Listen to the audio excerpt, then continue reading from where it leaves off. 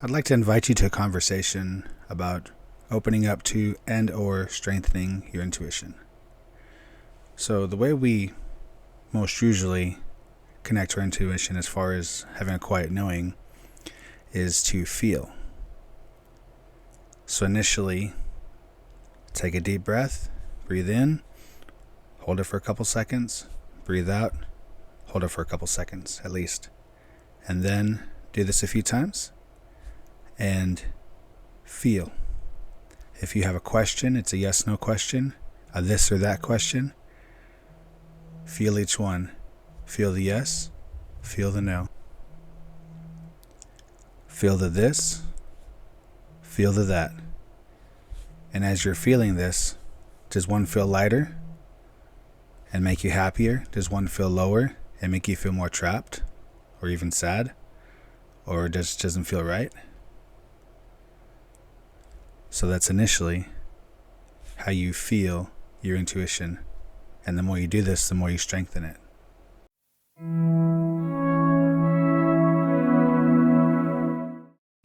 On a deeper level,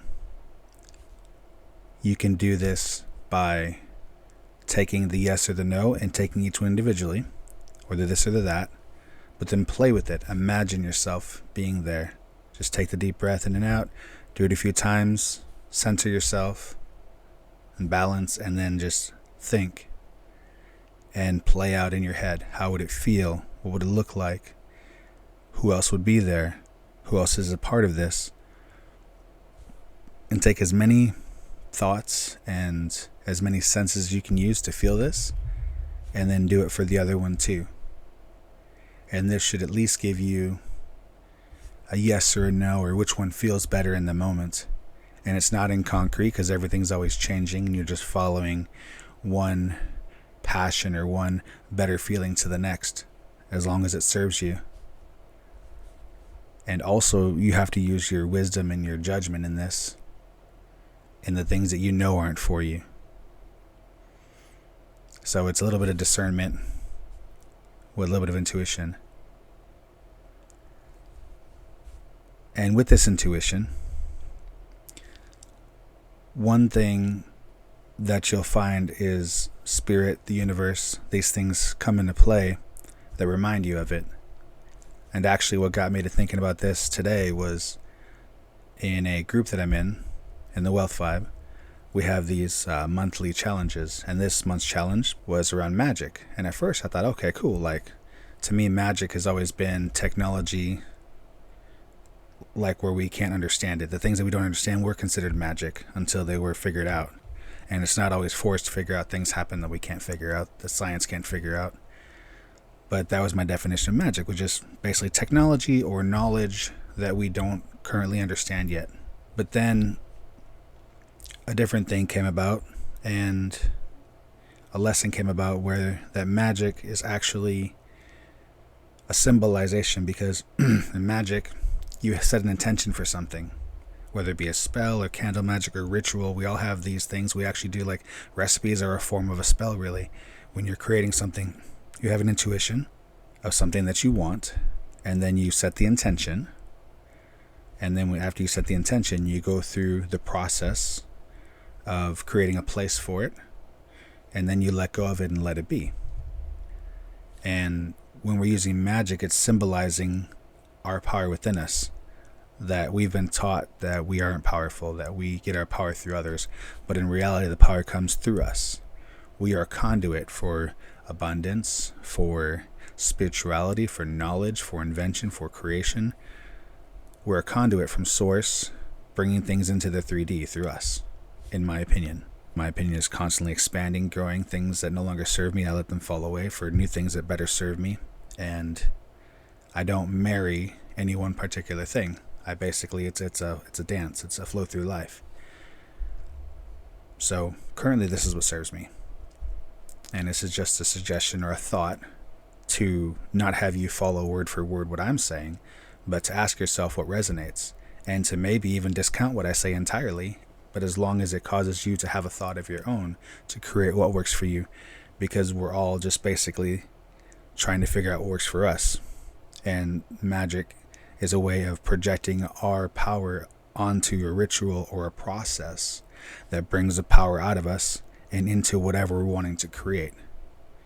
So it's just really interesting to think of magic like that, to have that thought process.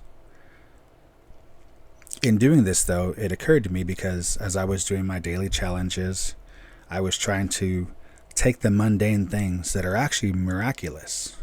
Miracles are another word for magic, but they're actually miraculous, and they're actually magical every day.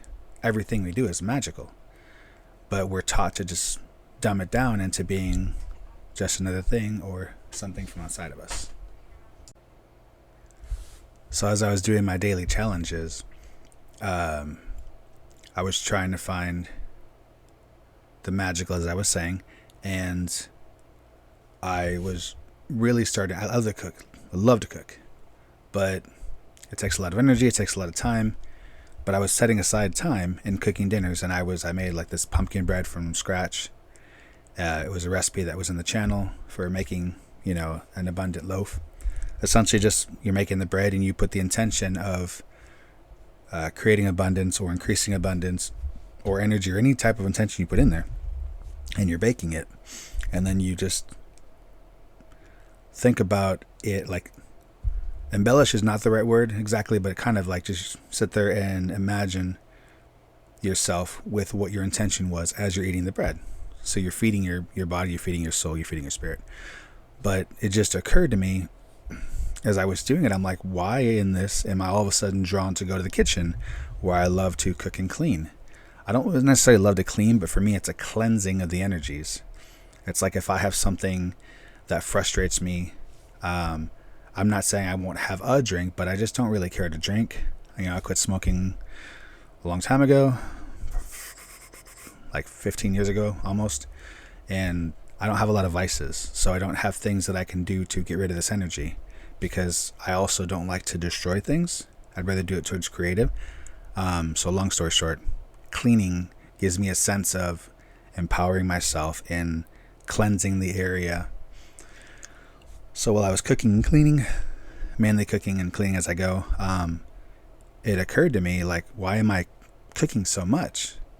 And it's like, okay, because I'm actually creating, because I'm setting this intent, because I'm basically creating my abundance, I'm creating my visualizations, I'm creating my spell work, so to speak. Like, don't take this as, if you made it this far in this video, you're probably not, oh no, it's not Christian. Well, I was Christian, I still am.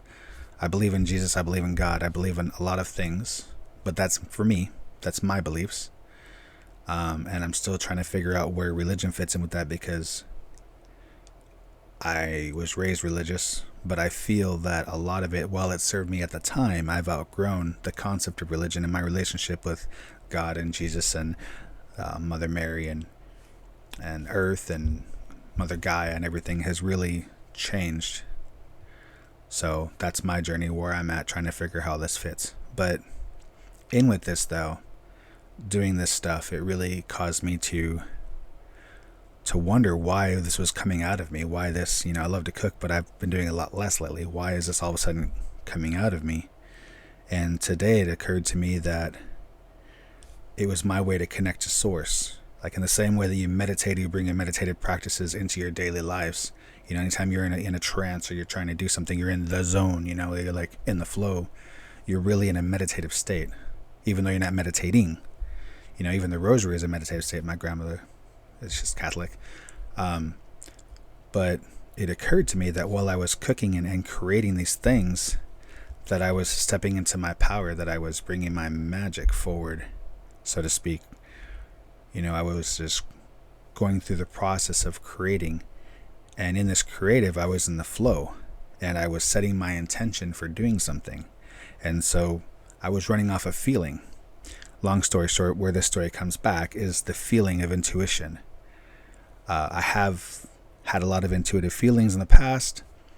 I kind of buried a lot of it with my brain and my busyness of the daily life, and not having time to just sit down and relax and let things happen or feel things or sense things.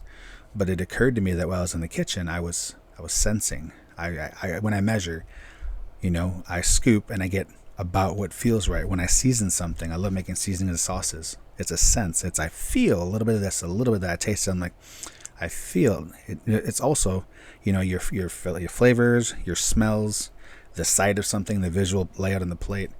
All these things matter, but you're still using all your senses and you're still using your feelings. And I believe, in my opinion, that the reason that I was brought to all of this was because while I was cooking and while I was cleaning, that's actually my meditative state for feeling and connecting to spirit, one of the many. So when I connect to this stuff, it really was empowering and strengthening my energies and my intuitive feelings. So again, why this story is because whatever you do, maybe you do models, maybe you go swimming, maybe you play basketball, maybe you lift weights. There's something maybe you do physically where you're able to get in the moment and really let your energy flow, go by your feeling, what feels right, what feels more or less, what feels left or right, up or down, using your intuition to feel. And doing these practices that maybe you feel you don't have time for, maybe you feel it's just fun, so you're not actually doing anything, so it's not productive. But when you're doing these things and you're strengthening your feelings, you're letting in your intuition, and that is really what guides you. Feeling from the heart. Does it feel light? Does it feel heavy?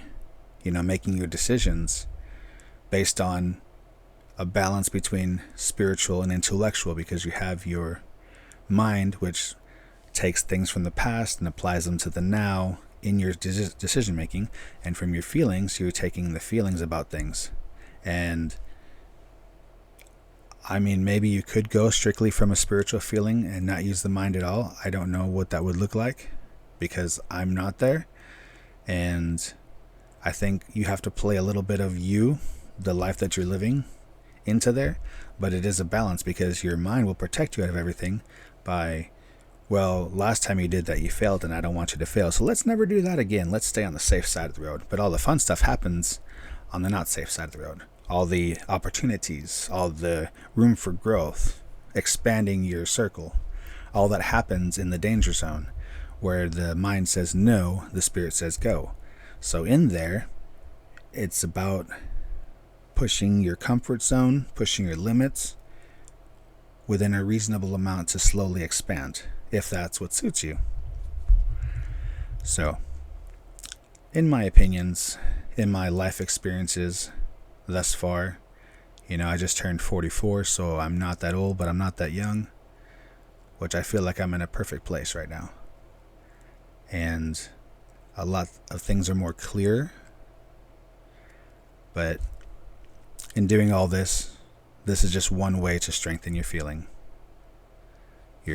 your intuitions. Your feelings, not your emotional feelings. I guess I should have said that towards the beginning, but your feelings of right or wrong, heaviness. Not your feelings in your head, your feelings, emotions, but your feelings right here in your heart and your feelings in your gut. Maybe more your gut than your heart, but for me, it feels from the heart. Even though I know emotions come from the heart, like for me, my intuition comes through my heart chakra, near as much as my gut. But if you have any comments, any suggestions, any ideas, any stories of your own, where intuitions came into play for you, where things have worked out for you, where you've been able to slow down, I will be having my first 5-minute meditation out. And it's not exactly what you think, but you'll see when you get there. Thank you very much. Have a wonderful and blessed day, and love and light.